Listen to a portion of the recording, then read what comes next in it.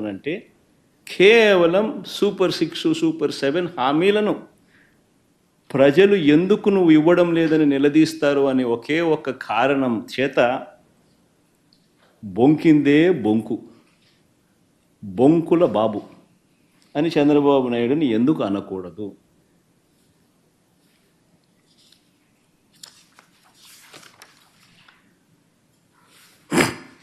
చంద్రబాబు నాయుడు ఇంకా ఒక అడుగు ముందుకేస్తూ చెప్పిన అబద్ధాలే మళ్ళీ మళ్ళీ చెప్పుకుంటా వస్తూ ఉంటాడు. స్పిల్ ఓవర్ అకౌంట్స్ మీద కూడా ఒక ఇదే రకమైన దుష్ప్రచారం. ఈరోజు నేను చూపిస్తా ఉన్నా, ప్రతి సంవత్సరం మామూలుగా స్పిల్ ఓవర్ అకౌంట్స్ ఉంటాయి.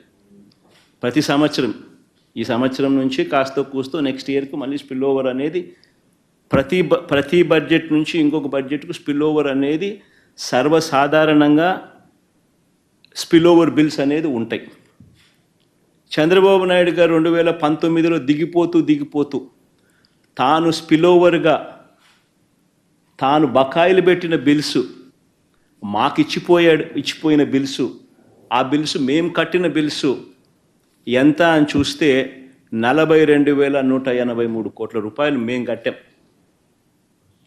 ఆయన ఎక్కడెక్కడ బిల్స్ పెండింగ్ పెట్టిపోయాడు అని చెప్పి ఇంతకుముందు చాలా సుదీర్ఘంగా కూడా చెప్పాను. మళ్ళీ అకౌంట్స్ను మళ్ళీ చెప్పాలి అని అంటే మళ్ళీ ఒకసారి ఇక్కడంతా కూడా కనపడతా ఉంది.